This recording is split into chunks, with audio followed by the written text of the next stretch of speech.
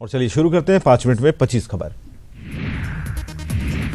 समस्तीपुर में आग का कहर बरपा है। गैस सिलेंडर में साव से भीषण आग लगने से 10 से ज्यादा दुकानें जलकर खाक हो गई। इसमें लाखों की संपत्ति का नुकसान हुआ है। सिवान में 2 बाइक सवार अपराधियों ने युवक को गोली मार दी। घायल युवक का नाम इरफान है। युवक को गंभीर हालत में पीएमसीएच रेफर किया गया। सोनपुर में बेखौफ अपराधियों ने एक युवक को गोली मारकर घायल कर दिया। इसे गंभीर अवस्था में पीएमसीएच रेफर कर दिया गया है। पुलिस मामले की जांच में जुटी है। नवादा में दुष्कर्म में विफल रहने पर आरोपी ने एक महिला की पिटाई कर दी। घटना अकबरपुर थाना क्षेत्र के रामपुर गांव की। पिटाई में महिला घायल हो गई। उचाली के बिदुपुर इलाके में खेतों में भीषण आग लगने से कई एकड़ में गेहूं की फसल जलकर राख हो गई है। खेत में अचानक आग लगने से ग्रामीणों में अफरा तफरी मच गई। National school of open schooling NIOS और सरकार की लापरवाही की वजह से लाखों नियोजित शिक्षकों की नौकरी दांव पर लग गई है। अनट्रेन्ड शिक्षकों की 2 वर्षीय डीएलएड कोर्स की मियाद भी पूरी हो गई, लेकिन रिजल्ट जारी नहीं हो पाया।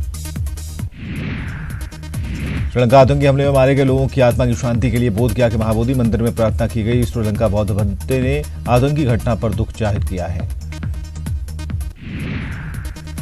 आरजेडी के पूर्व विधायक के बेटे ने अपने चाचा पर चाकू से हमला कर उन्हें गंभीर रूप से घायल कर दिया। घायल को जहानाबाद सदर अस्पताल में प्राथमिक उपचार के बाद पीएमसीएच रेफर किया गया।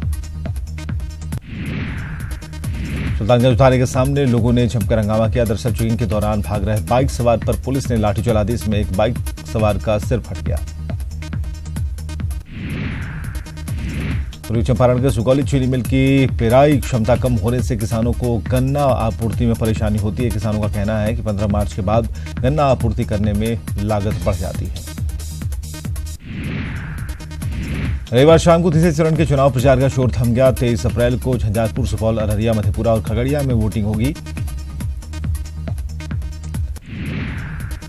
तीसरे चरण के चुनाव प्रचार के आखिरी दिन रविवार को खगड़िया लोकसभा सीट से एनडीए प्रत्याशी महबूब अली कैसर के समर्थन में मुख्यमंत्री नीतीश कुमार ने सभा की।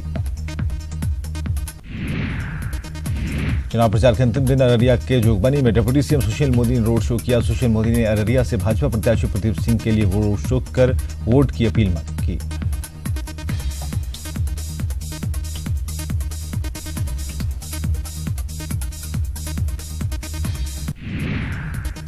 मधुबनी जिले के झंझारपुर सीट पर 23 अप्रैल को मतदान होना है। चुनाव प्रचार के आखिरी दिन एनडीए समाजवादी जनता दल डेमोक्रेटिक प्रत्याशी ने रोड शो किया। डिप्टी सीएम सुशील मोदी ने भी जयनगर इलाके में रोड शो किया। वंदे मातरम पर पूछे गए सवाल पर प्रदेश आरजेडी अध्यक्ष रामचंद्र पूर्वे असहज हो गए। उन्होंने दरभंगा से अब्दुल बारी सिद्दीकी के बदले तेजस्वी यादव के जीतने की घोषणा कर दी। लालू प्रसाद को जान से मारने की साजिश के राबड़ी देवी के आरोपों को सीएम रघुवर दास ने सियासी नौटंकी बताया। उन्होंने कहा कि चुनाव के बाद झारखंड के साथ ही बिहार में भी लालटेन बुझ जाएगा। पटना साहिब से उम्मीदवार बनने के बाद पहली बार शत्रुघ्न सिन्हा सदाकत आश्रम पहुंचे, जहां पार्टी नेताओं और कार्यकर्ताओं के साथ बैठक की, जिसमें चुनाव को लेकर रणनीति पर चर्चा की गई।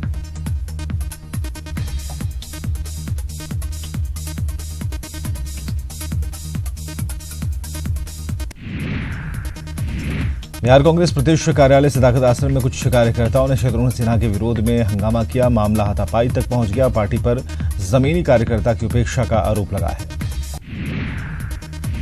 पटना साहिब से कांग्रेस प्रत्याशी शत्रुघ्न सिन्हा पटना सिटी के भिलवरगंज पहुंचे, जहां गिरिराज पैलेस में महागठबंधन कार्यकर्ताओं के साथ बैठक की और जी जान से चुनाव अभियान में जुड़ने की अपील की।